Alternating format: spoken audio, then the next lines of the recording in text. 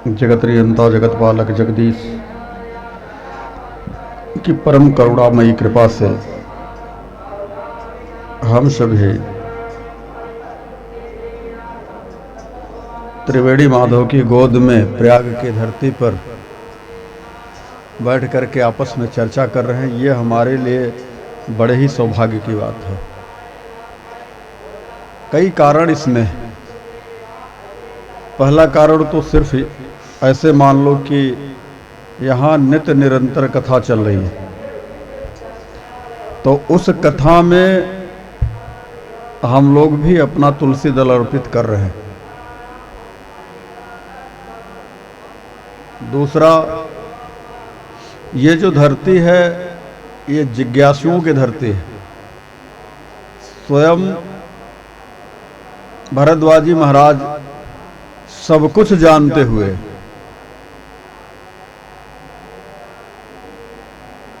याज्ञवल्क्य से कहते हैं कि हमें राम कथा सुनाइए, राम कौन है। और ऐसे प्रश्न करते हैं कि याज्ञवल्क्य जी हंसने लग जाते हैं। कहते हैं तुमको राम कथा को सुनने की इच्छा है, इसलिए तुम इस तरह के प्रश्न कर रहे हो, जबकि वो सारी चीजें तुम्हें पता है। तो राम कथा ऐसी कथा है कि जिससे बार बार सुनिए, जितना अधिक सुनिए उतना ही और सुनने की इच्छा जागृत होती है और मन करता है कुछ और सुने, कुछ और मिलेगा, कुछ और मिलेगा। वो बिटिया गा रही थी ना, तुमसे मिलकर न जाने क्यों और भी कुछ याद आता है। तो ये राम कथा है, जब इससे मिलोगे तो न जाने पता नहीं कहाँ कहाँ की बातें याद आएंगी। प्रश्न परिप्रश्न उठेगा मन में। जब तक प्रश्न परिप्रश्न है तब तक जीवन है। प्रश्न की समाप्ति फिर वो संसारिक जीवन नहीं रह गया, परमात्मा की प्राप्ति हो गई, तो फिर जीवन नहीं रहा। पूरी तरह से जिसका रहा उसके में चला गया। ममैवांशो जीवलोके जीवभूतः सनातन। तो अंशी का हम अंश, और जैसे ही उस भगवत कृपा से उस परम तत्व की प्राप्ति हुई तो उस अंशी ने हमें अपने में ले लिया, तो फिर हमारा जीवन कहाँ रहा। तो जब तक प्रश्न है तब तक जीवन है। इसलिए जब भी मन में आए प्रश्न जरूर करो। यदि सचमुच में आप भगवत कथा के रसिक हैं तो। कुछ लोग कहते हैं प्रश्न क्या करना, हमें तो पता है। तो मुझे वहाँ ये लगता है कि माता पार्वती से भी बड़े ज्ञानी हैं, भरद्वाज जी जैसे परम विरक्त संत से भी बड़े ज्ञानी हैं। और तो और छोड़िए, भगवान जिनके ऊपर हमेशा बैठ करके चलते हैं, गरुड़ जी भी जाकर के कागभुसुंडी जी के चरणों में जाकर के राम कथा सुनते हैं, उनसे भी ज्ञानी हो गए। और तो और भगवान शिव कुंभज ऋषि के पास, अगस्त्य के पास जाकर के कथा सुनते हैं। जबकि कथा रचि महेश निज मानस राखा। इस राम कथा को रचा किसने? महेश ने ही। और आपको जानकर के आश्चर्य होगा, बाल कांड का 29वां दोहा आप पढ़ेंगे तो उसमें किसने किसको कथा दी वो स्पष्ट हो जाएगा। तो अगस्त्य जी को भगवान शिव ने ही कथा प्रदान करी थी, और वही भगवान शिव अगस्त्य जी से कथा सुनने के लिए जाते हैं। तो भैया यह रहस्य जाने कोई कोई जा पर कृपा राम कर होई। तो इसलिए हम सभी बस आनंद लेने की मुद्रा में इस कथा को श्रवण करें। आज की कथा में हम थोड़ा सा आगे बढ़ेंगे। 2 दिन 3 दिन की कथा में हम लोगों ने खाली परिचय थोड़ा सा किया कि हमारे भरत जी महाराज कैसे हैं। अभी भरत जी कैसे हैं, एक 3 दिन तक की कथा चली। आज भरत जी के कार्य कैसे हैं, इस पर हम लोग चले कि भरत भरत क्यों हैं। इसलिए भरत जी की कथा सुनने के लिए, समझने के लिए प्रभु की कृपा हो तभी समझ में आएगी। तो आइए हम सभी प्रभु के नाम का आश्रय लें, तत्पश्चात कथा में प्रवेश पाएंगे। सच्चिदानंद रूपाय विश्वोत्पत्त्यादि हेतवे तापत्रय विनाशाय श्री कृष्णाय वयं नमः। कृष्णाय वासुदेवाय हरे परमात्मने प्रणतः क्लेशनाशाय गोविंदाय नमो नमः। रामाय रामभद्राय रामचंद्राय वेदसे रघुनाथाय नाथाय सीतायापतये नमः। नीलांबुजग श्यामल कोमलांगम सीता समारोपित वाम भागम पाणौ महासायक चारुचापम नमामि रामं रघुवंशनाथम अतुलित बलधामं हेमशैलाभदेहं धनुजवन कृशानं ज्ञानिनानम् अग्रगण्यं सकल गुणनिधानं वानराणामधीशं रघुपति प्रियभक्तं वातजातं नमामि वातजातं नमामि वातजातं नमामि। हे गोविंद हे मधुसूदन हे मुरलीधर हे राघव हे मेरे राम मुझे अपना बना लो प्रभु, मुझे अपना बना लो प्रभु।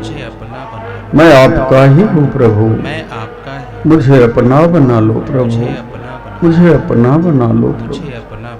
हरि ओम। भगवत धर्मानुरागियों, परात्पर परम ब्रह्म अनंत कोटि ब्रह्मांड नायक परात्पर परम पुरुष साक्षात परिपूर्णतम अकारण करुणा वरुणालय नित्य नूतन सार सर्वस्व निखिल निगम पुरुष पुरातन मर्यादा पुरुषोत्तम श्री राघव सरकार के श्री चरणों में कोटि सह बंधन निवेदन करते हुए आइए हम सभी परमात्मा के परम प्रिय परम भागवत भरत जी महाराज की चर्चा सुने।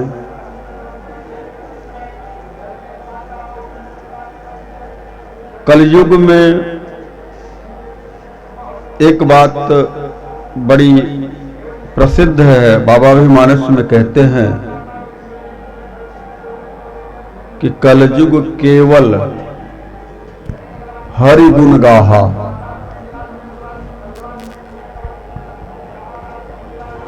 भगवान के गुणों का कीर्तन, भगवान के गुणों का गायन, यदि हम करते हैं कलयुग में और सुनते हैं तो हमें और किसी जप तप यज्ञ आदि कर्म करने की कोई आवश्यकता नहीं। कोई भी कर्म हमारे लिए जरूरी नहीं है। कलयुग केवल नाम आधारा, कलयुग में केवल नाम, उसे आधार बना करके, वही आधार है हमारे जीवन का। भगवान शिव नाम भगवान का आश्रय लेकर के नित्य प्रति नाम के आश्रय ही अपने जीवन की दिनचर्या की शुरुआत करते हैं। राम शब्द ही उनके जीवन का मूल है। भगवान शिव को जब तथाकथित स्वार्थी देवताओं ने विष पिलाने का कार्य किया तो वह भी राम की ही इच्छा से हुआ। कारण समझिएगा, भगवान जिसे प्रेम करते हैं ना उसे विष पिलाते हैं। ये संसार के जो कमेंट हैं, जो संसारी लोगों के अपने अपने शब्द हैं, ये विषय के विष ही तो हैं।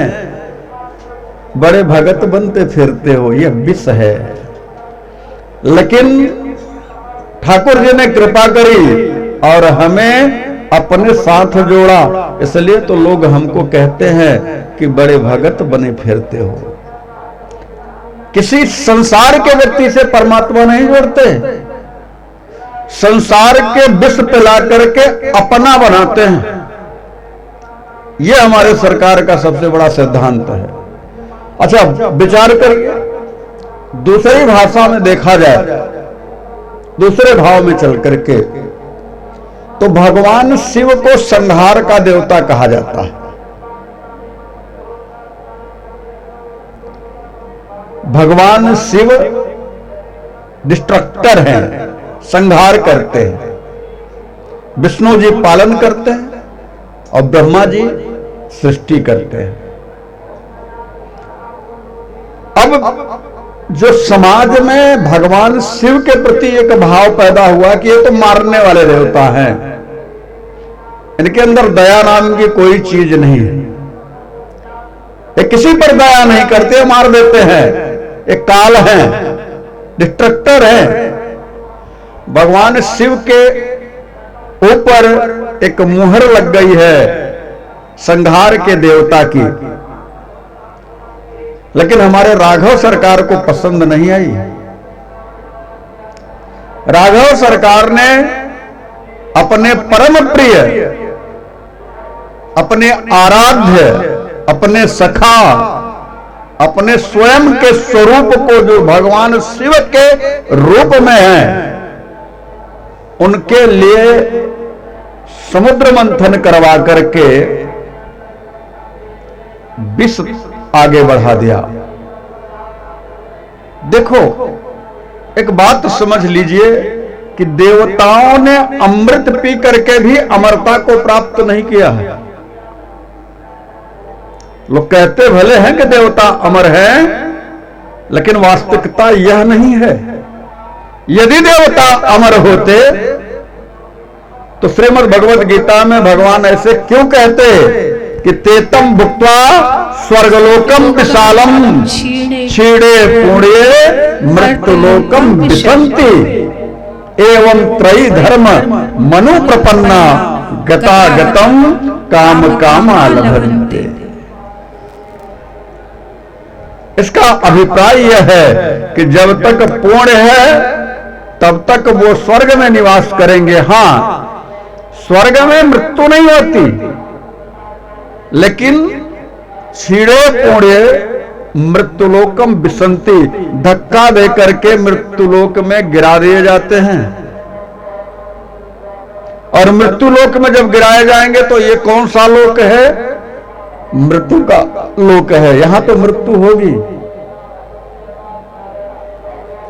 भगवान शिव संहार के देवता जरूर हैं, लेकिन भगवान शिव के लिए हमारे राघव सरकार ने एक योजना के तहत समुद्र मंथन करवा करके सर्वप्रथम उन्हें विष पीने के लिए कह दिया।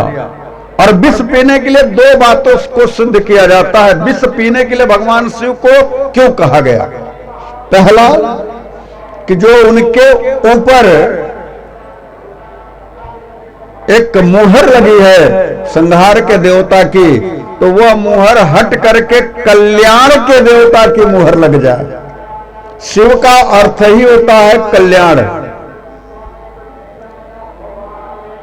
शिव का अर्थ ही कल्याण है, तो कल्याण की मुहर लग जाए। और दूसरा,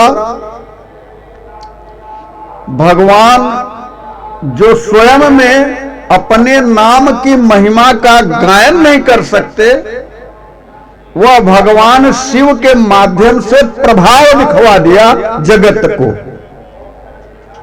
जगत के लोगों को यह दिखाया कि भगवान शिव ने उस हलाहल विष को रा कह करके मुंह खोला और मां कह करके मुंह बंद किया। रा और मां के बीच में वह हलाहल विष भगवान ने अपने कंठ में धारण कर लिया। यही बात आपको भी समझनी है। जब संसार के द्वारा आपको विष परोसा जाए,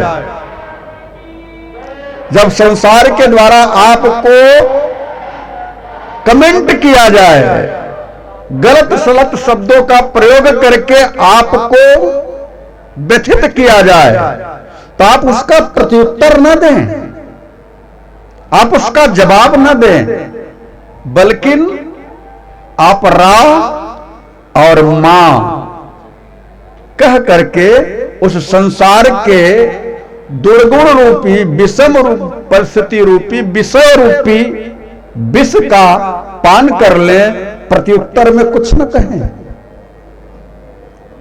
भगवान शिव ने यही किया।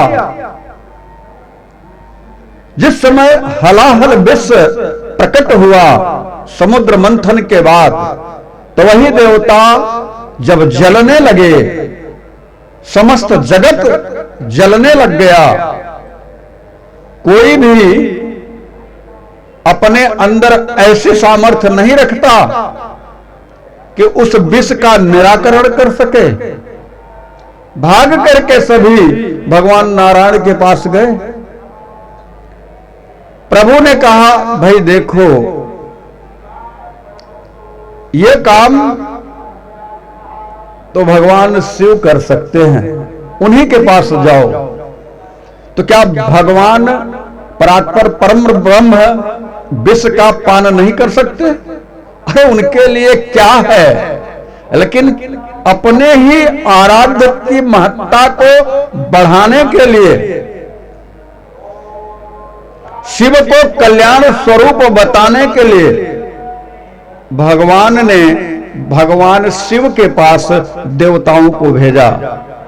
और मानस में बाबा कहते हैं कि जरत सकल सुर वृंद विषम गरल जहि पान किए, तहि न भजसी मन मंद, सो कृपालु शंकर सरिस।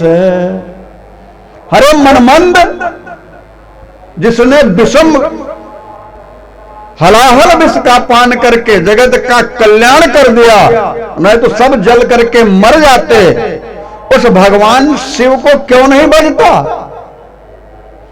उस भगवान शिव को अपने अंतर हृदय में क्यों नहीं उतारता? क्यों नहीं राम की कृपा को प्राप्त करता? क्योंकि राम की कृपा कब? जब भगवान की कृपा होगी तब। ये अगर आप समझ जाएं, राम की कृपा कब? जब भगवान शिव की कृपा होगी तब। ये बात अगर आपको समझ में आ जाए। मानस कहती है कि शिव सेवा कर फल सुत सोई, शिव सेवा कर फल सुत सोई। अविरल भगति राम पद होई। अविरल भगति राम पद होई। भगवान शिव की सेवा का फल ही है कि भगवान नारायण के श्री चरणों में प्रेम हो जाए। यही कारण है कि भरत जी महाराज नेम भी उसी शिद्दत के साथ करते हैं जिस तरह से भगवान को प्रेम करते हैं।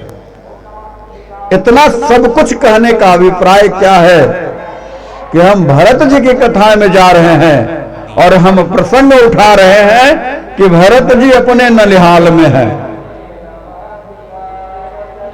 भरत शत्रुघ्न दोनों भाई ननिहाल में हैं और यहां यह जो अवध नगरी है, जो राम की नगरी है, जो सत्य की नगरी है, जो तप की नगरी है,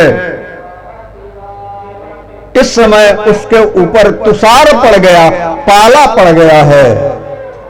अवध की नगरी को किसी की नजर लग गई है। भगवान शिव की कृपा हो जाए ऐसा मन में विचार करके प्रतिदिन भरत जी महाराज अभिषेक किया करते हैं। क्यों अभिषेक करते हैं?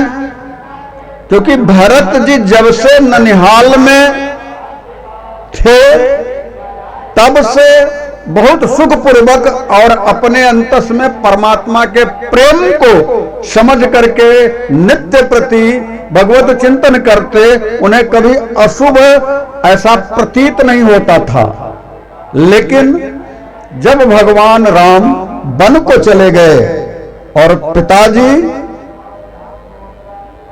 शरीर छोड़ करके चले गए तो भरत जी को भयानक भयानक स्वप्न आने लगे।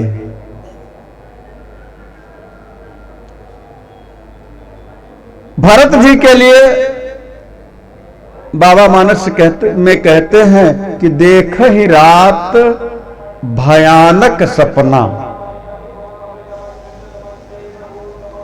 कौन सा सपना देखते हैं? भयानक सपना। और जागी करही कोटि कल्पना।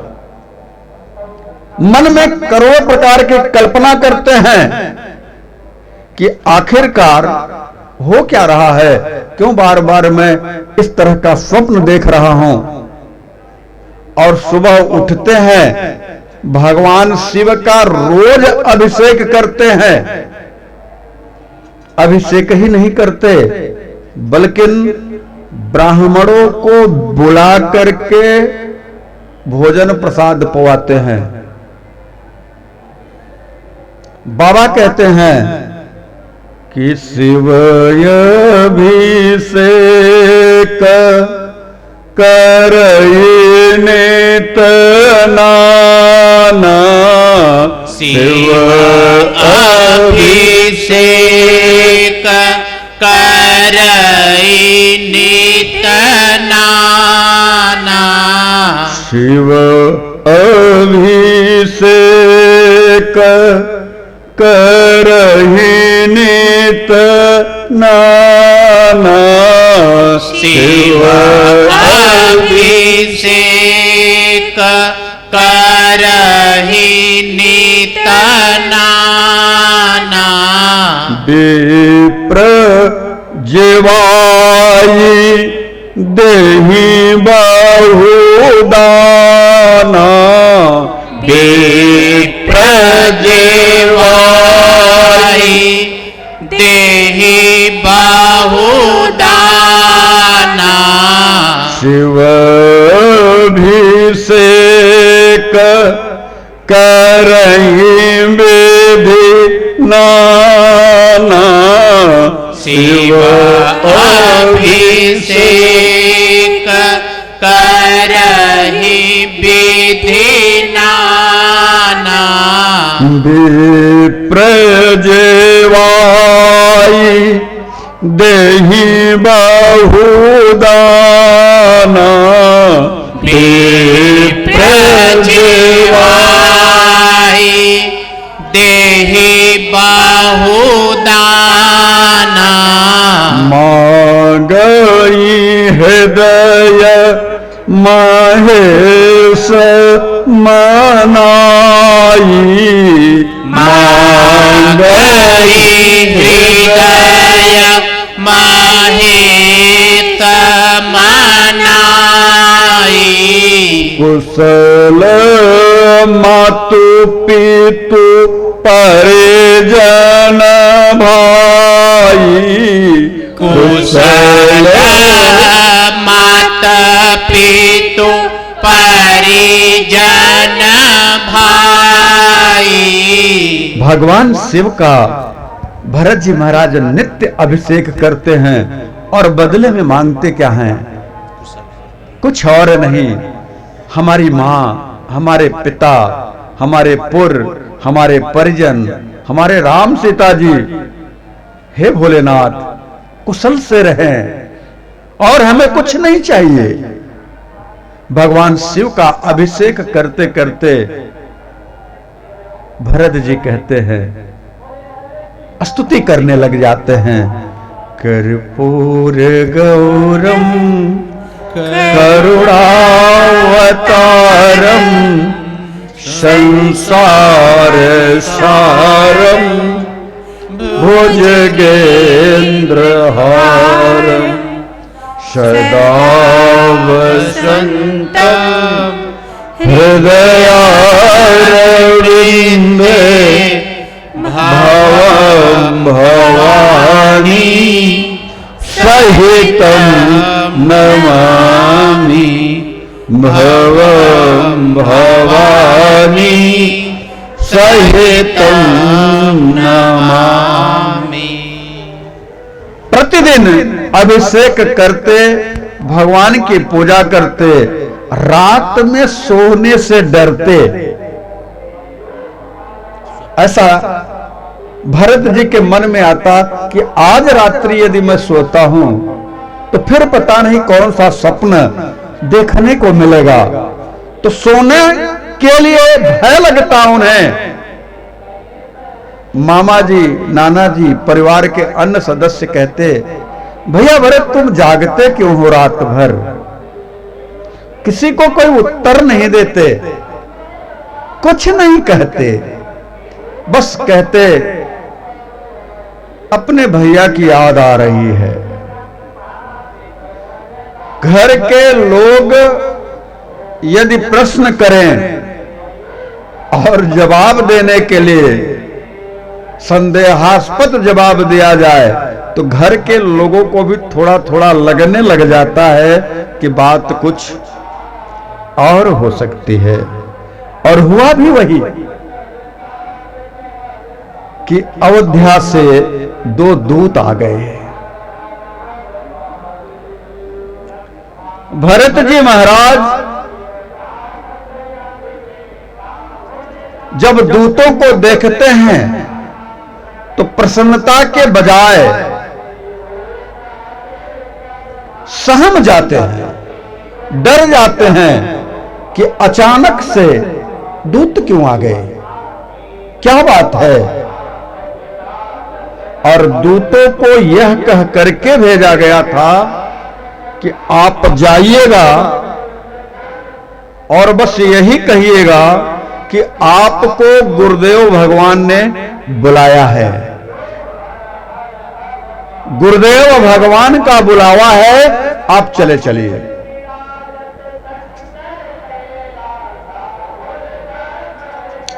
विचार करिए, यहां एक महत्वपूर्ण बात है कि जब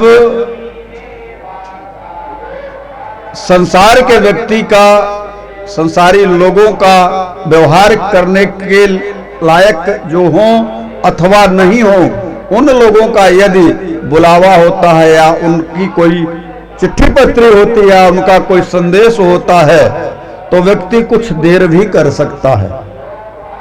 लेकिन गुरु आदेश अगर हो जाए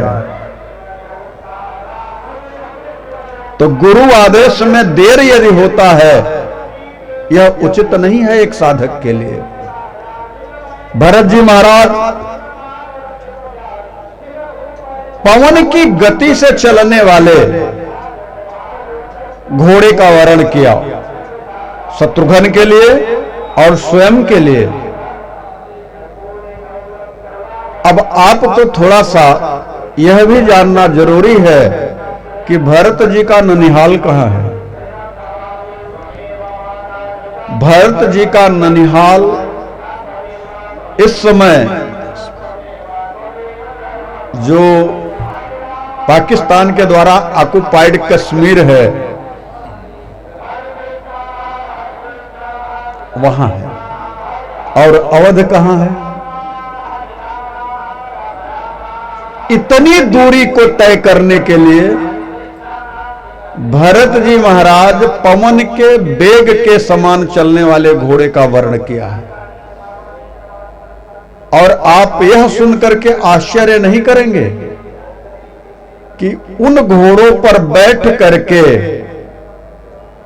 भरत जी महाराज सुबह होते होते अयोध्या की सीमा में प्रवेश कर गए। अब आप विचार करिए कि अभी तक इस तरह की कोई रेलगाड़ी की भी व्यवस्था नहीं है कि इतने समय में आपको कम से कम 2-2.5 हजार किलोमीटर की यात्रा होगी जिसे पूरा करा दे। इसका अभिप्राय क्या है कि त्रेता युग के जो घोड़े थे वो घोड़े भी कोई साधारण नहीं थे। इस बात को गोस्वामी तुलसीदास जी ने कहा भी कि चले समीर बेग के चले समीर बेग के नाघत सरित सैल बन बाके नाघत सरित सैल बन बाके। एक रामायण है दक्षिण भारत का। उस रामायण में शायद कम्ब रामायण के नाम से जाना जाता है। उसमें तो यहां तक कहा गया है कि जो भरत जी के पास घोड़े थे वो घोड़े जल में भी चलते थे, और जल में जब चलते थे तो उनकी गति इतनी होती थी कि जल में ऊपर से ही चल करके चले जाते थे, यानी वो नीचे उनका पैर नहीं पड़ता था, इतनी गति होती थी घोड़ों में। जैसे आज के समय में कुछ ट्रेनें बनाई जा रही हैं कि चुंबक के प्रभाव से वो थोड़ा ऊपर उठ करके चलेंगी, वह गति उस जमाने में भरत जी के घोड़ों में थी। इसलिए गोस्वामी तुलसीदास जी को कहना पड़ा कि नाघत सरित सैल बन बाके। नाघते हुए, नाघते का मतलब समझते, छलांग लगाते हुए, यानी एक सरिता के एक किनारे से दूसरे किनारे पर छलांग लगा करके घोड़े पहुंच जाते थे, इस गति से चलते थे। अब जब भरत जी चले हैं तो साथ में उनके जो सेवक हैं, दूत हैं, वो भी चल रहे हैं। भरत के मन में आशंका है। भरत एक बार भी उन दूतों से यह नहीं पूछ रहे हैं कि आखिरकार गुरुदेव भगवान ने बुलाया क्यों है। और जब भरत जी उन चलते हुए दूतों की ओर निहारते हैं, देखते हैं, तो दूत उनकी ओर देख करके सर झुका लेते हैं, अथवा उन दूतों की आंख से अश्रु निकलने लगते हैं तो वो दूत अपने कपड़े से मुंह ढक लेते हैं और ऊपर की तरफ देखने लग जाते हैं, जिससे आंख से अश्रु निकल करके गिरे नहीं, भरत जी देख न सके। और भरत जी की दशा यह है कि पूछना भी नहीं चाहते, विचार करते हैं यदि हम पूछ लेते हैं तो ये तो बता देंगे, लेकिन क्या है ऐसा, पता नहीं क्या होगा, और हम फिर चल पाएंगे, पहुंच पाएंगे, नहीं पहुंच पाएंगे। ऐसा मन में संशय लेकर के भरत जी अपने दूतों से प्रश्न भी नहीं करते। भरत जी अवध की सीमा में जब प्रवेश करते हैं, वह अवध सुबह का समय है, सूर्य उदय हो गया है, लेकिन जब सूर्योदय में सरोवर की ओर देखते हैं तो सरोवर में लगे हुए कमल के फूल भी खिले नहीं हैं। कमल के फूल सरोवर में हैं, लेकिन अपने राम के बन जाने की विरह की पीड़ा में खिले नहीं हैं। अपने राजा के स्वर्ग सिधार जाने की पीड़ा में खिले नहीं हैं। वह अवध जिन सरोवरों पर नव युवतियां बैठ करके क्रीड़ा कंदन किया करती थी, हंसी मजाक किया करती थी, उन सरोवरों पर एक भी स्त्री जाति बैठी हुई दिखाई नहीं दे रही है। ऐसा सोच करके भरत जी के मन में और उत्कट उत्कंठा बढ़ रही है कि आखिर का ऐसा क्या हो गया है। भरत जी विचार करते हैं, जिन वृक्षों के नीचे से होकर के गुजरते हैं उनके पत्ते गिर गए हैं। भरत जी सोचने लगते हैं कि अभी पतझड़ का तो समय आया नहीं, तो फिर ये पत्ते और वो भी हरे हरे क्यों गिर गए? कहीं दावानगली तो नहीं लग गई? और यदि दावाग्नि लगी है तो किसी ने बुझाया क्यों नहीं? ये हरे हरे शीतल पत्ते भी वृक्षों ने छोड़ दिया, या यूं कहिए कि राम के विरह में वृक्ष पर लगे हुए ये हरे पत्ते यह कह के वृक्ष का साथ छोड़ दिया कि आप राजा दशरथ के राज्य में हो। राजा दशरथ अपने पुत्र का वियोग सह नहीं सके, उन्होंने अपना शरीर छोड़ दिया है, तो मैं भी अपने राम का वियोग नहीं सह पा रहा हूं, इसलिए मैं आपका भी साथ छोड़ दे रहा हूं।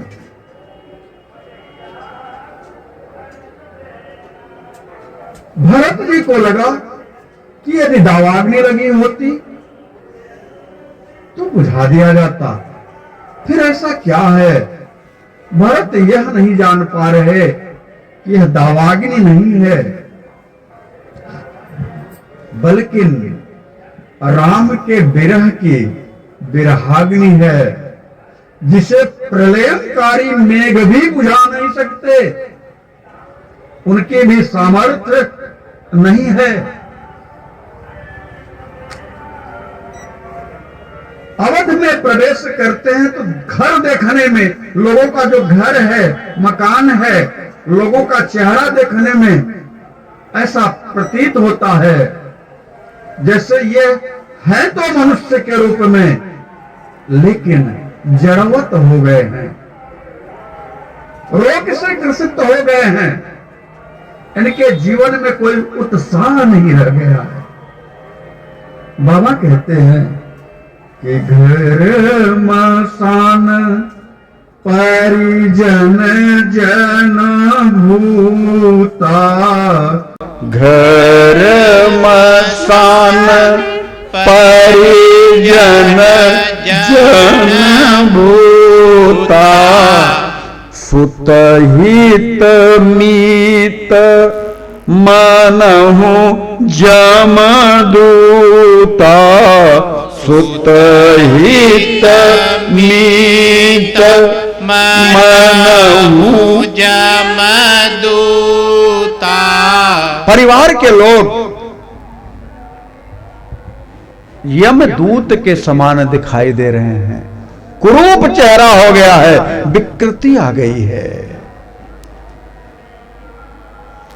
यह सब देख करके भरत जी महाराज थोड़ा आगे बढ़े, विचार किया कि कम से कम सरजू के पास चल करके देखता हूं, मां सरजू से मिलता हूं, उनका मंजन अवगाहन थोड़ी देर के लिए कर लेता हूं, थकान दूर हो जाएगी। लेकिन यह क्या, सरजू के किनारे जब भरत जी पहुंचते हैं तो सरजू की धारा भी मंद हो गई है, मलिन हो गई है सरजू। सरजू सरजू की तरह नहीं बल्कि एक मलिन तालाब की तरह दिखाई दे रही है। सरजू के किनारे लगे हुए पेड़ जो वृक्षों से लदे हैं, लेकिन सरजू की धारा को छू नहीं रहे हैं। मानो सरजू यह कहना चाहती हैं कि आज के लिए मुझे अकेला छोड़ दो, मैं अपने राम का विरह नहीं सह पा रही हूं।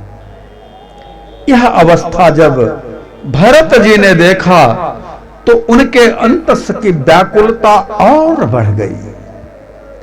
भरत जी अपने महल के नजदीक पहुंचे, करीब पहुंचते हैं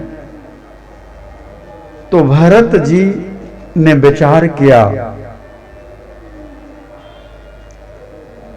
कि मैं कैकेयी के महल की तरफ चलता हूं, क्योंकि मेरे राघव सरकार सबसे ज्यादा मेरी मां कैकेयी को प्रेम करते हैं, और जहां मेरे राघव सरकार होंगे वहीं हमारे पिताजी भी होंगे, और जहां हमारे पिताजी होंगे वहीं हमारी अन्य माताएं भी होंगी, कौशल्या और सुमित्रा माता होंगी, सीता माता होंगी, मेरा भैया लक्ष्मण भी होगा। तो क्यों न हम ऐसी जगह चलें जहां सभी लोगों के दर्शन हो जाए। एक बात इसी में और मैं कहना चाहता हूं, भरत जी ने मन में विचार इस तरह से किया कि एक ही जगह जाने पर सारे लोगों के दर्शन हो जाएंगे। ऐसा कहकर के जब भरत जी अपने घोड़े की गति मां कैकेयी के महल की तरफ करी तो जो अवध है, अवध का समाज दो भागों में, यूं कहें 3 भागों में बट चुका था।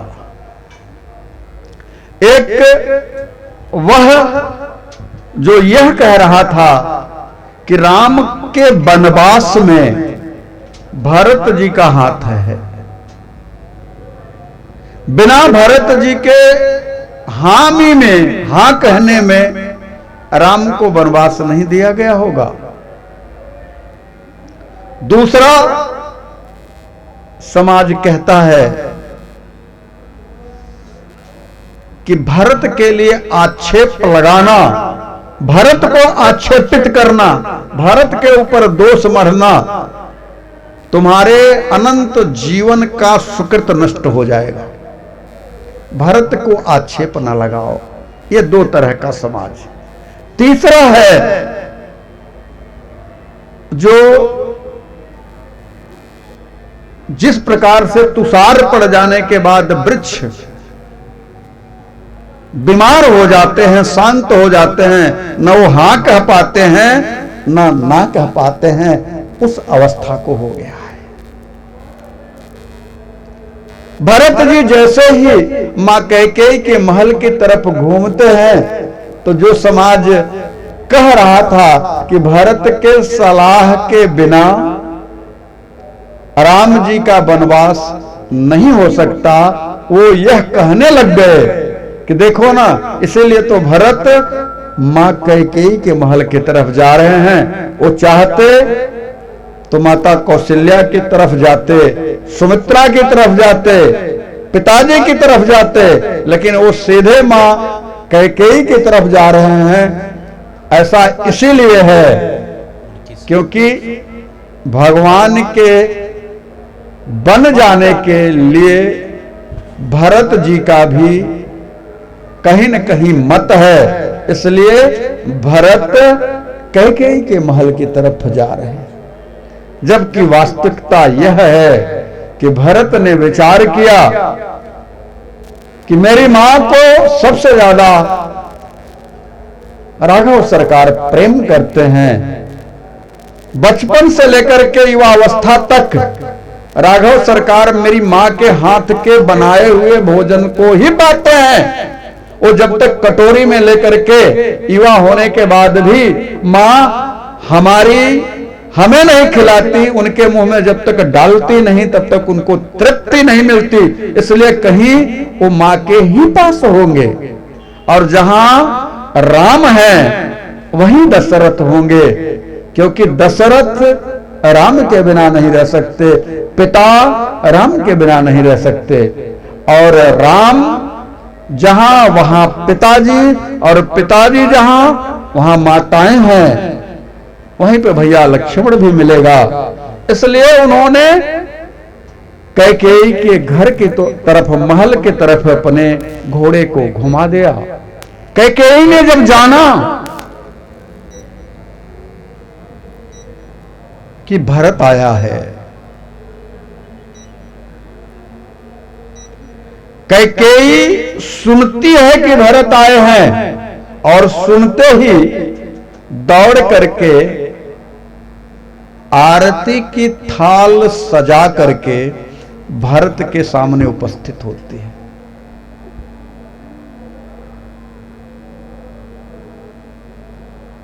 जरा चिंतन करिए कि महाराजा दशरथ क्या पार्थिव शरीर घर में पड़ा है, और यह कठोर हृदय कुटिल कैकेयी अपने पुत्र की आरती उतारने के लिए आगे बढ़ती है। यह क्या संभव है? लेकिन जब विधाता बाम हो जाए, बुद्धि भ्रष्ट हो जाए, तो निश्चित तौर से इस तरह की स्थिति उत्पन्न घर में हो जाती है, बुद्धि भ्रष्ट हो जाती है लोगों की। आज कैकेयी की वही स्थिति है। कैकेयी आरती लेकर के चलती है और बाबा को कहना पड़ता है कि सजी आरती मोदित उठे धाई, सजी आरती मोदित उठे धाई, द्वारे ही भेटी भवन ले आई, द्वारे ही भेटे भवन लई आई।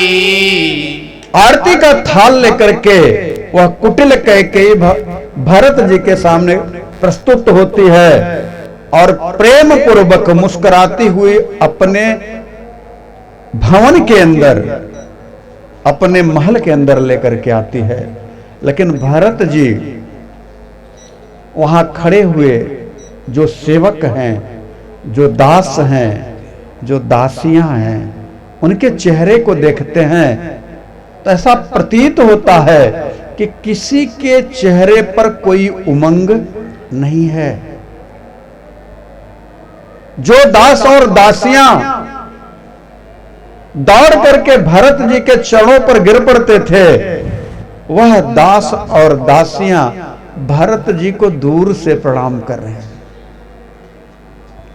और प्रणाम करके सर झुका लेते हैं, आंसू ना निकले इसलिए दूसरी ओर मुंह फेर लेते हैं। भरत जी एक एक चीज को गौरपूर्वक देख रहे हैं, लेकिन कुटिल कैकेयी के चेहरे पर रंच मात्र का अपराध बोध नहीं है। यह सब स्थिति देख करके भरत जी महाराज का भी चेहरा उतर गया है। भरत जी बार बार विचार करते हैं कि एक मेरी मां के चेहरे पर खुशी दिखाई दे रही है, बाकी मैं पूरे अवध के लोगों के चेहरे को देख रहा हूं। चौराहे पर जो भीड़ लगा करती थी, बाजारों में जो भीड़ हुआ करती थी, उन चौराहे पर इक्के दुक्के लोग दिखाई दे रहे हैं और वह भी हमें दूर से ही जुहार करके मुंह फेर लेते हैं। आखिरकार ऐसा क्या हो गया है? भरत जी का चेहरा उतरा हुआ देख करके कुटिल कैकेयी ने तुरंत भरत जी से अपने मायके का समाचार पूछना शुरू किया। पूछत नैहर कुशल हमारे मायके में कैसा है? सब लोग कुशल से तो है। भरत जी ने भी तुरंत वहां सब कुशल है एक ही लाइन में सारी कुशलता कह सुनाई और सारी कुशलता कह सुनाने के बाद अब भरत जी प्रश्न पूछते हैं कैकेयी से। अब यहीं पर आप समझने का प्रयास करें कि भरत कौन है। जो भाव आपके अंदर मैं डालना चाहता हूं, यहीं से उस भाव की शुरुआत होती है। भरत ने माता के द्वारा किए गए प्रश्न का एक लाइन में जवाब देते हुए कि सब लोग वहां पर कुशल से हैं। अब जरा तू ये बता कि कहू कहता कहां सब माता, कहू कहता कहां सब माता, कह सिया राम लखन लघु भ्राता, कह सिया राम लखन लघु भ्राता, कहू कहतात कहां सब माता, कहू कहतात कहां सब माता, कह सिया राम लखन लघु भ्राता, कह सिया राम लखन लघु भ्राता। भरत जी ने प्रश्न किया माता से, लेकिन कुटिल कैकेयी ने जो जवाब दिया है वह जवाब त्रेता युग के नारी के लिए कदापि शोभा नहीं देता। कैकेयी ने कहा है कि सुनि सुत बचन स्नेह मह कपट नीर भरि नयन। इस बात को समझिएगा, एक नयन में नीर आता है सहजता पूर्वक, सहज भाव से आ जाता है जब व्यक्ति दुखी होता है, और एक कपट पूर्वक नयन में नीर लाया जाता है। आज कपट नीर नयन में ला करके कैकेयी बोलती है, और ऐसा भाव जब वह करती है तो गोस्वामी तुलसीदास जी से भी नहीं रहा जाता। भरत श्रवण मन सूल सम पापिनी बोली बैन। भरत जी की जो वाणी थी, जो प्रश्न था, वह उसे सूल के समान लगा, लेकिन कपट नयन नीर भर करके वह पापिन कहती क्या है कि बेटा एक बात कहूं, तुम्हारे समस्त प्रश्नों का मैं उत्तर दे रही हूं। मैंने सब कुछ अच्छा कर दिया था, कछुक काज विधि बीच बिगाड़े। हमने सब कुछ सही सेटअप बना दिया था, लेकिन कछुक काज विधि बीच बिगाड़े, भूपति सुरपति पति पग उधारे। तुम्हारे पिताजी जो है ना,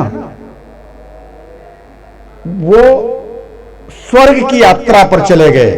यानी यहां अब देखिए उसका लहजा कहने का कि भूपति सुरपति पति पग उधारे, यानी तुम्हारे जो पिता है ना, वो स्वर्ग की यात्रा पर चले गए, बाकी का सब कुछ ठीक था। कछुक थोड़ा काज विधाता ने गड़बड़ कर दिया।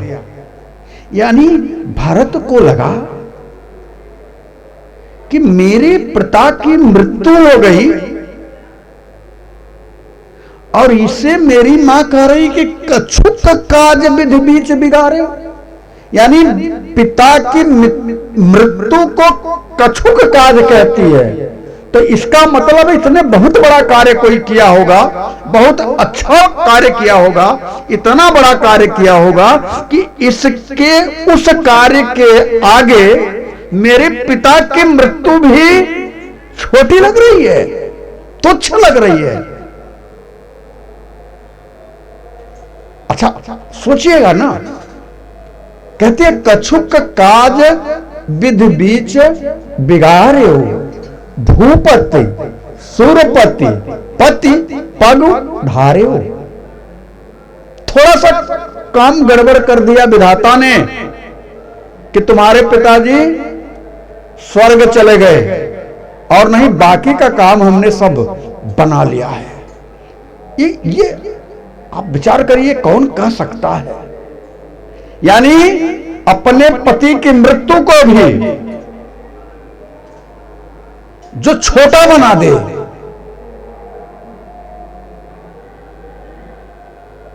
वह कैसी हो सकती है? कभी सोचिएगा।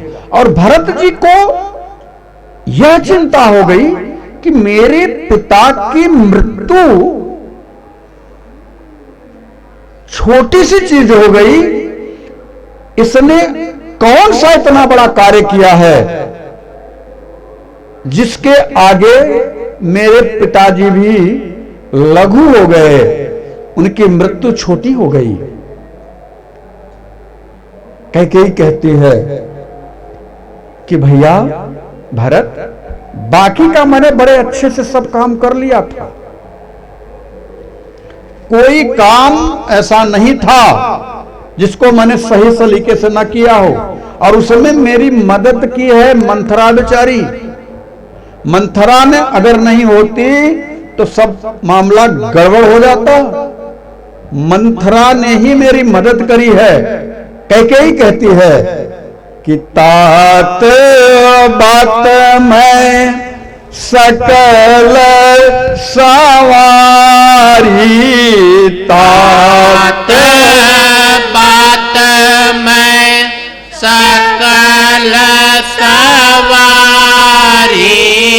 भई मंथरा सहाय विचारी भई मंथरा सहाय विचारी कछुक काज विधि बीच विगारे कछुक काज विधि बीच विगार्यो भूपति सुरपति पुरपगुधार्यो भूपति सुरपति पुरपगधार्यो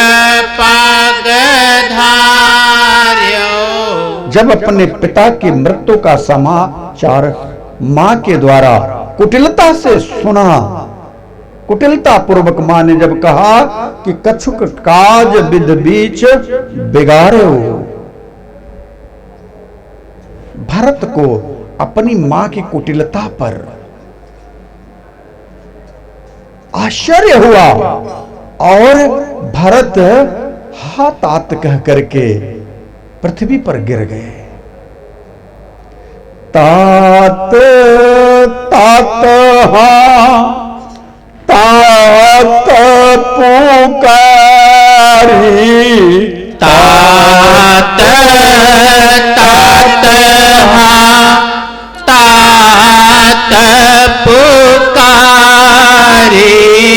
परे भूमि तल व्याकुल भारी परे भूमि तल व्याकुल भारी जिस बात को कई छोटा कह करके कह रही है कि बस तुम्हारे पिताजी स्वर्ग की यात्रा पर चले गए हैं और कोई दिक्कत की बात नहीं है, बस थोड़ा सा गड़बड़ हुआ कि स्वर्ग की यात्रा पर है वो, कछुक काज विधि बीच बिगाड़ो भूपति सुरपति पुर पगु धार्यो।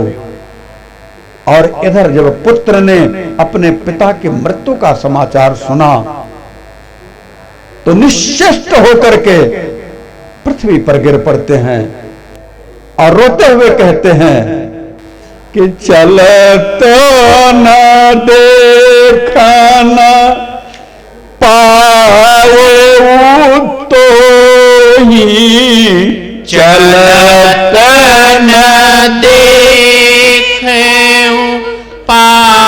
पावऊं तो ही चलत न देखन पाए तो ही चलत न देखन पायऊं तो ही तात न राम ही सौंपे मोही तात न राम सौंपे ही मोही तात न राम ही सौंपे मोही तात न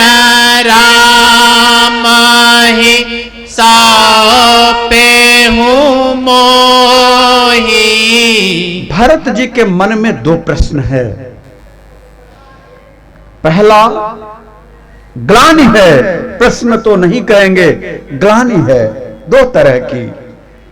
कैसा क्या हो गया कि पिताजी मुझे छोड़ करके चले गए, और दूसरा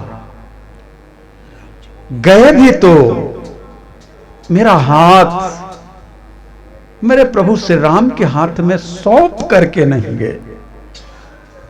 अब तो मैं अनाथ हो गया, पिताजी ने यदि हमें राम को सौंप दिया होता तो हम सनाथ होते। अब तो मैं अनाथ हो गया। सच तो यही है, व्यक्ति तब तक अनाथ रहता है जब तक सीतानाथ का साथ नहीं मिलता। आज भरत अनाथ हैं। संत कहते हैं कि मेरा कोई न सहारा बिन तेरे, मेरा कोई न सहारा बिन तेरे, मेरा कोई न सहारा बिन तेरे, मेरा कोई न सहारा बिन तेरे। नंदलाल सवरिया मेरे, मेरा कोई न सहारा बिन तेरे। नंदलाल सवरिया मेरे, नंदलाल सवरिया मेरे, नंदलाल सवरिया मेरे, गोपाल सवरिया मेरे, गोपाल सवरिया मेरे। मेरा कोई न सहारा बिन तेरे, नंदलाल सवरिया मेरे, मेरा कोई न सहारा बिन तेरे। नंदलाल सवरिया मेरे। मैं अधम जीव अभिमानी हूँ, मैं अधम जीव अभिमानी हूँ, मैं अधम जीव अभिमानी हूँ, मैं अधम जीव अभिमानी हूँ। तेरी महिमा नाथ न जानी हूँ, तेरी महिमा नाथ न जानी हूँ। कि ये जग में पाप घनेरे, कि जग में पाप घनेरे, नंदलाल सवरिया मेरे, मेरा कोई न सहारा बिन तेरे। नंदलाल सवरिया मेरे, मेरा कोई न सहारा बिन तेरे, नंदलाल सवरिया मेरे, मेरा कोई न सहारा बिन तेरे। नंदलाल सवरिया मेरे। आज भरत जी के हृदय में दो कष्ट है।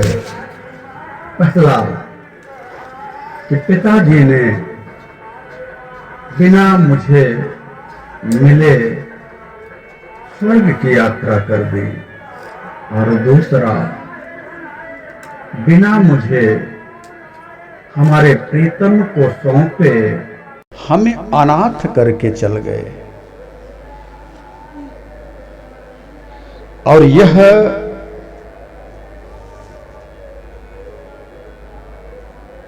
ऐसी बात है जीवन की, जब व्यक्ति का अपना विवेक काम करना बंद कर दे, मति में कुमति का पदार्पण हो जाए और वह स्वयं के अपने पराये की स्थिति से भी नीचे गिर जाए, कुमति बस जाए, तब जाकर के कैकेयी का भाव प्रकट होता है। आज भरत जी को जब यह पता चला कि पिताजी नहीं हैं, तो उनका रुदन, उनका विलाप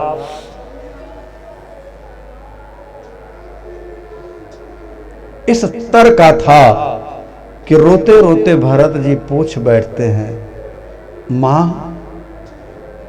तू ये बता कि पिताजी के मृत्यु का कारण क्या है? अभी तक तो स्वस्थ थे, ठीक थे, अच्छे थे, मैं उनकी मृत्यु का कारण जानना चाहता हूं। वही कुटिल कैकेयी जितनी शुरू से लेकर के अंत तक की बातें हैं वह कहती है, लेकिन कहती है कैसे कि गोस्वामी तुलसीदास जी कहते हैं कि जब भरत जी पृथ्वी पर गिरे हैं, उठ करके संभल करके बैठे और मुंह ऊपर करके अपनी मां की ओर निहार करके पूछा कि मेरे पिता की मृत्यु का कारण क्या है, तो वह कैकेयी भारत के रुदन पर कुटिलता का भाव रख करके अपनी सारी बातें मुस्कुरा करके बताती है। यानी उसे भरत के पिताजी के स्वर्ग गमन की कोई चिंता नहीं है। गोस्वामी बाबा कहते हैं कि सुनी सुत बचन कहती कैकेयी, सुनी सुत बचन कहत कैकेयी, मरम पाछी जनु माहुर देई, मरम पाछी जनु माहुर देई। ऐसे बोल रही है कि बाबा को कहना पड़ रहा है कि जैसे किसी को चाकू घोंप दिया जाए और चाकू घोंपने के बाद भी उसे भरोसा न हो कि ये बच जाएगा, तो उसमें उसको उसी में जहर भर दिया जाए। आज वही कार्य कैकेयी अपने पुत्र के लिए कर रही है। पुत्र को यानी भरत जी को ऐसा महसूस हो रहा है कि ये बता नहीं रही है, बल्कि मेरे सीने में चाकू घोंप करके और उसमें जहर भर रही है। आदिहु से सब आपनी करनी, आदिहु से सब आपनी करनी, कुटिल कठोर मुदित मनवरनी, कुटिल कठोर मुदित बन बरनी, आद से अंत तक की अपनी करनी, वह कुटिल और कठोर है। लेकिन शब्द क्या दिया गोस्वामी बाबा ने? मुदित मन वरनी।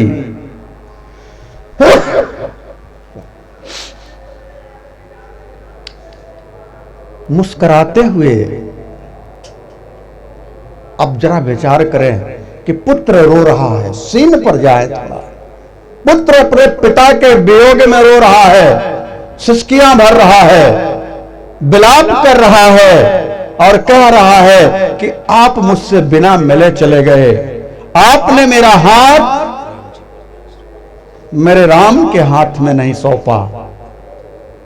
तड़प रहा है पुत्र, और इधर मां है कि मुदित मन बरनी, मुस्कुरा करके अपनी सारी कहानी ऐसे बता रही है जैसे कि वह अपने पुत्र को अमृत देगी, जिंदा कर देगी अपने द्वारा बता करके। लेकिन बाबा कहते हैं कि जिंदा करने के बजाय वह चाकू घोप करके उसमें जहर भर रही है। और जब भारत जी को यह पता चला कि इसमें मेरे भैया को, मेरे भाभी को, मेरी मां सीता को 14 वर्ष के लिए वनवास करा दिया है, तब क्या बीतती है भरत जी पर? बाबा कहते हैं कि भरत ही बिसरे पितु मरन, भरत बिसरे पितु मरन, भरत ही बिसरे पितु मरन, सुनत राम बन गौन, सुनत राम बन गौन, हे तू अपन जियत कित रहे धरी मनमीन, थकित रहे धरी मौन। अपने पिता की मृत्यु का समाचार जितनी वेदना दे रहा था, जब भैया और भाभी के और छोटे भाई के वनगमन की सूचना भारत जी को मिले, तो फिर कुछ बोल नहीं पाए। देखिए, समझने का प्रयास किया जाए। जब आपको छोटी चोट लगती है तो आप दर्द से कराह उठते हैं, लेकिन अगर आपको गंभीर चोट लग जाए तो फिर दर्द से कराहना नहीं हो पाएगा, दर्द का भी पता नहीं चलेगा, निश्चित हो जाने की स्थिति होगी। आज भारत की स्थिति थकित रहे धरी मौन, शांत हो गए, चुप हो गए, एक भी शब्द फिर से बोल नहीं पाए।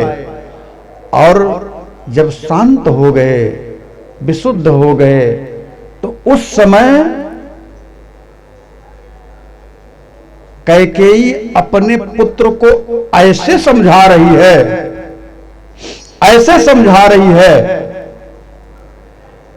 और भरत जी को कैसा प्रतीत हो रहा है, ठीक उसी प्रकार से जैसे कोई आग में जल जाए और जले हुए व्यक्ति के उस घाव पर मरहम लगाने के बजाय प्रेम पूर्वक नमक लगाया जाए तो उसे कितनी पीड़ा होगी। बाबा कहते हैं, बिकल बिलो की सुतहि समोझावती, बिकल बिलो की सुतहि समुझावती, मन हो जरे पर लोन लगावती मन उजरे पर लोन लगावती। जब भरत जी को अपने प्रेमास्पद पर कष्ट आया प्रतीत हुआ, अभी तक तो ठीक था, जब अपने प्रेमास्पद पर कि वन को चले गए हैं और वह समझाने का प्रयास कर रही है, तो भरत जी से अब नहीं रहा गया।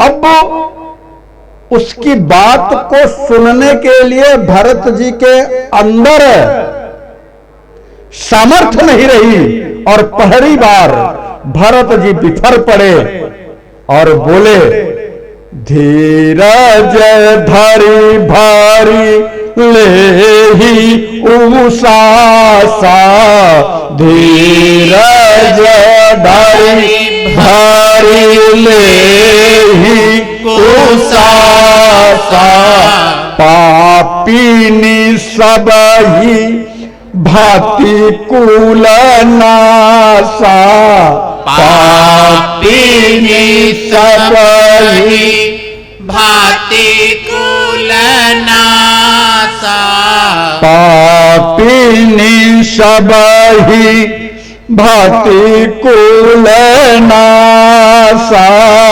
पापीनी सब ही भांति कुल नासा। अरे पापिनी, तू सब तरह से मेरे कुल का नाश करने वाली है। मैंने तुझे जीवन में पहली बार पहचाना है, पहली बार मैंने जाना कि तू मेरी मां नहीं है, तू मेरी हत्यारिन है। मेरे भैया को वन भेज करके मेरे पिता की हत्या करने वाली है और मेरे भी हत्यारिन तू ही है। मुझे अब जीने का कोई भी लोभ नहीं रहा, और यदि ऐसा ही था तुझे अब मुझे मारना था तो तू मुझे पहले ही क्यों नहीं मार दी? इतने दिन तक क्यों मुझे रखा? जो पई कुरुचि रही अति तोही, जो पई कुरुचि रही अति तोही, जो पई कुरुचि रही अति तोही, जो पई कुरुचि रही अति तोही, जनमत काहे न मारे सी मोही, जनमत काहे न मारे सी मोही, पेड़ काटताए पालऊ सींचा, पेड़ काटते पालऊ सींचा, जियत मीन नीति बारी उलीचा, जियत मीन नीति बारी उलीचा। तुमने पत्ते की रक्षा करने के लिए दशरथ जैसे, राम जैसे पेड़ को काट डाला और यह सोच करके कि भरत रूपी पत्ता हरा भरा रहेगा। तुमने तो मेरे साथ यह किया कि मछली को जिंदा रखने के लिए पानी को मछली के पास से उलीच करके समाप्त कर दिया और ऐसा विचार किया कि मछली जिंदा रहेगी। तूने तो मेरे साथ वह किया कि जो कोई मां अपने पुत्र के लिए नहीं कर सकती। और यह विचार तेरे मन में जब आया तो तेरा हृदय फट क्यों नहीं गया? तू अभी तक जीवित कैसे है? तेरे मन में हमारे पूज्य पिताजी से वर मांगते समय पीड़ा नहीं हुई? तेरी जीभ नहीं गल गई? तेरे मुंह में कीड़े नहीं पड़ गए? तू मेरी मां कहलाने लायक नहीं है। जब तय कुमति कुमत जिया ठयऊ, जब तय कुमति कुमति जिया ठयऊ, खंड खंड होई हृदय न गयऊ, खंड खंड हृदय न गयऊ, बर मांगत मन भई नहीं पीरा, बर मांगत मन भयऊ न पीड़ा, गरी न जिह मोह परे न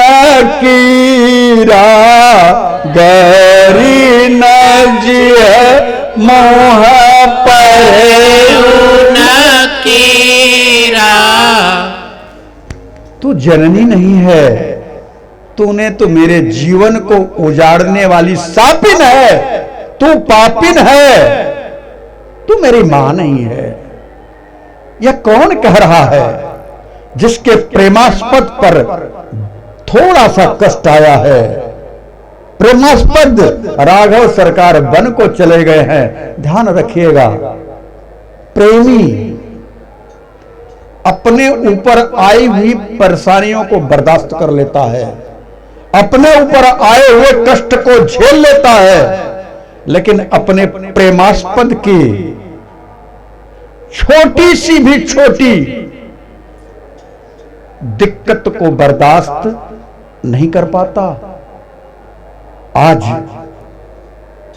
भरत जी अपने प्रेमास्पद की यह दशा देख करके कि वन को चले गए हैं और इसका कारण इनको पैदा करने वाली, इनको जन्म देने वाली इनकी मां ही है। उसी मां को जिसने अपने पुत्र के लिए इस तरह का कलंक अपने ऊपर लिया, उस मां को आज भरत ने इस प्रकार से तिरस्कृत किया है और उसके पीछे का कारण है। संत कहते हैं, भरत जी संत हैं और संत का एक स्वभाव है, यदि कोई व्यक्ति कोई भी हो उसका मन प्रभु से हटे तो संत उसको इतना जोर से धक्का मारते हैं कि उसका मन पुनः प्रभु के श्री चरणों के साथ जुड़ जाए। प्रथम दिन की कथा में हमने गेद का एक प्रारूप बना करके आप सबके समक्ष उस बात को कहा था। आज कैकेयी का मन भगवान राम से हटा, 14 वर्ष का वनवास दिलवा दिया। वही कैकेयी भरत की महतारी है और भरत कौन है? संत हैं। वह नहीं चाहते कि मेरी मां जिसने मुझ भरत को जन्म दिया है वह राम से दूर हो जाए। उसका मन राम से हट जाए। इसलिए राम की तरफ भेजने के लिए भरत ने अपनी मां को इन शब्दों का उपयोग करके पुनः राम के साथ में जोड़ने का प्रयास किया है। बात थोड़ा अलग है लेकिन समझने की है। यदि मां को इस तरह का शब्द नहीं कहते तो क्या कैकेयी राम से जुड़ पाती? कैकेयी के मन में विचार आया कि हमने तो अपने पुत्र के लिए राम का विरोध ले लिया, लेकिन मेरे पुत्र ने मेरा सहयोग न करके बल्कि राम का पक्ष लिया है और मुझे मेरे ही पुत्र के द्वारा इस तरह से पीड़ादायक अपमानजनक शब्द सुनने को मिल रहे हैं। वो थकित सी, हारी सी, सहमी सी अब एक स्त्री के रूप में खड़ी है और भरत जी इधर घायल सर्प की तरह फुफकार रहे हैं।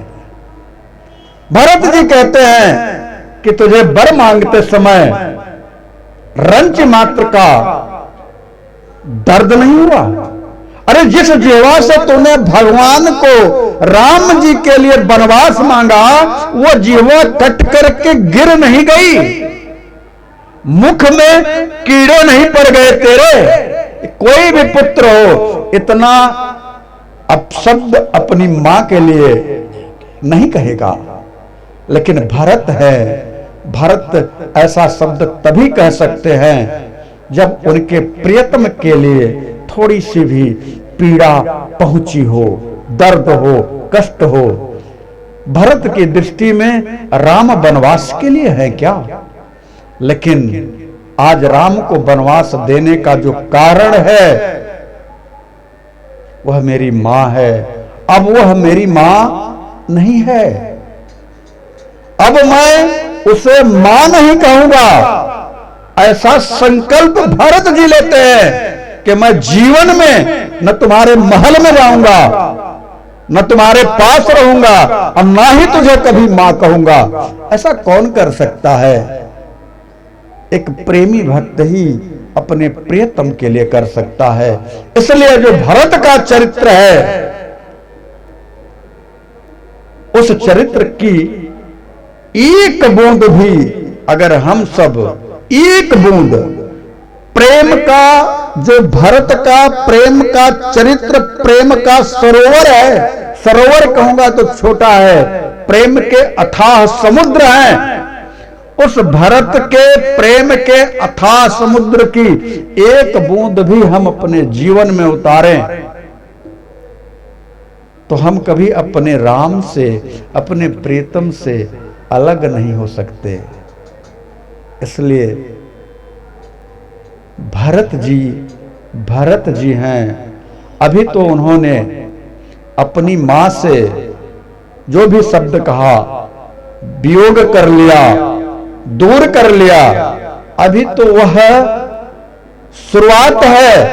अभी तो अपने गुरु से भी यह कह करके कि मैं आपकी बात से भी सहमत नहीं हूं, स्वयं राम की महतारी से भी यह कह देंगे कि भले आप राम की महतारी हो, मेरे प्रभु की मां हो, मेरे प्रेमी की मां हो, मेरे प्रेमास्पद की मां हो, लेकिन मैं इस मामले में आपकी भी बात को स्वीकार नहीं करूंगा। वो भरत है। अब जरा विचार करिए कि जो राज्य है अयोध्या का वो कैसा है। उस राज्य को देख करके इंद्र भी लज्जित होता है। इतना संपन्न राज्य अवध का है। उस राज्य के राजकोष को देख करके कुबेर लज्जित होता है कि जितना यहां के राजकोष में धन जमा है उतना तो मेरे पास भी नहीं है। ऐसे राज्य और ऐसे राजकोष को ठोकर मारने की सामर्थ्य अगर किसी में है तो भरत ही हैं। ऐसे भरत की चर्चा यदि हम सब अपने जीवन काल में एक बार भी सुन लें तो मेरा विश्वास है भरत का प्रेम अपने अंतःकरण में एक बूंद भी छलक जाए तो हमारा भी जीवन धन्य हो जाएगा। इसी भाव को पाने के लिए प्रभु से प्रार्थना करें और प्रभु से कहें कि हे नाथ, मैं आपका हूं और मेरी अवस्था कैसी है, मैं दीन हूं, हीन हूं और आप दीनानाथ हैं। मैंने आज तक आपसे कुछ मांगा नहीं है। यदि आप कुछ देना चाहते हैं तो भारत का जो अथाह समुद्र रूपी प्रेम है उसकी एक बूंद मेरी ओर भी टपका दो मेरे दीनानाथ, मैं भी कृतकृत्य हो जाऊंगा। इसी भाव को रख करके आइए हम सब प्रभु से प्रार्थना करें कि मूसम दीनन दीनहित तुम समान रघुवीर, अस विचारि रघुवंश मणि, हरहु विषम भवभीर, हरहु विषम भवभीर, कामिनी नारी पियारी जिमि, लोभी प्रिय जिमि दाम, ते मेरा गुनाथ निरंतर,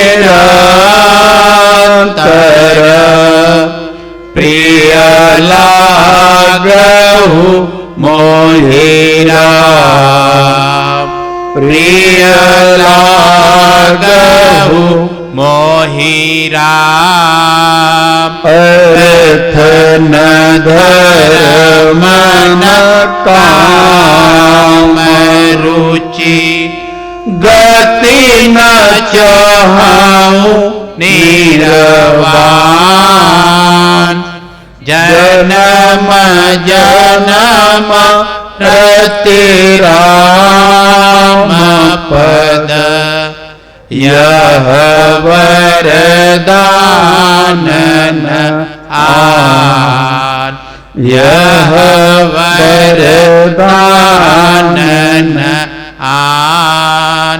श्रवण सुजस सुनियायहूँ,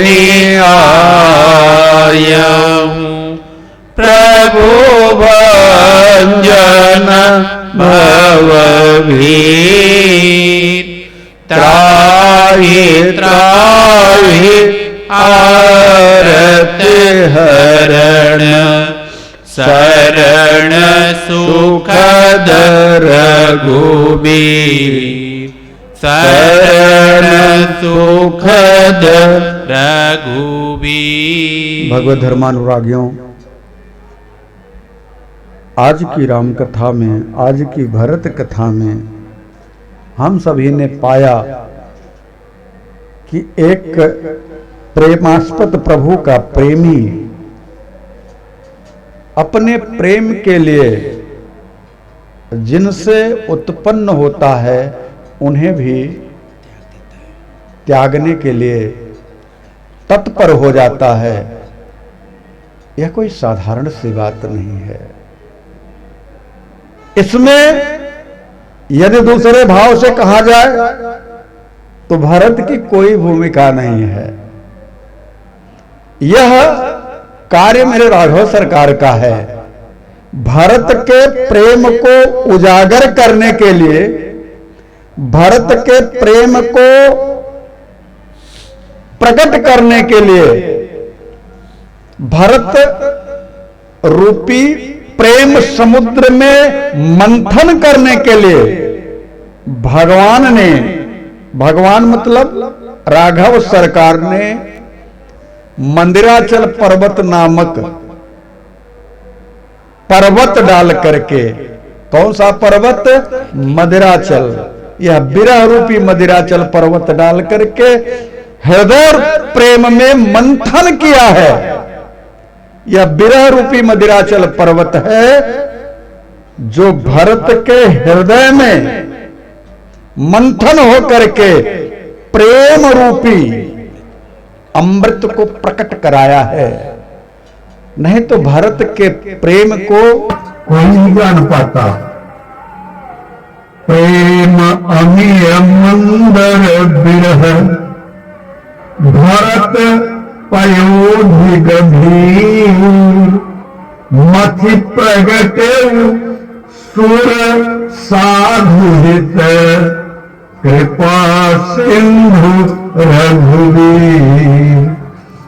कृपा सिंधु रघुवीर। हमारे राघव सरकार ने भरत के प्रेम समुद्र को मथने के लिए विरह रूपी मदिराचल पर्वत का प्रयोग करके मंथन किया है। किसके लिए? साधु संत की हित के लिए, कि भरत के प्रेम को जान करके साधु और संत समाज, सत्संगी लोग भरत के प्रेम का भाव अपने अंतस में आत्मसात करके मुझ परमात्मा की ओर अग्रसर हो जाएंगे। इसलिए भगवान ने कृपा करी है। यह रहस्य जाने कोई कोई, जा पर कृपा राम कर होई। इसलिए आज की इस प्रेममयी कथा में, भरत के प्रेम और विरह की कथा में आप सब सम्मिलित हुए।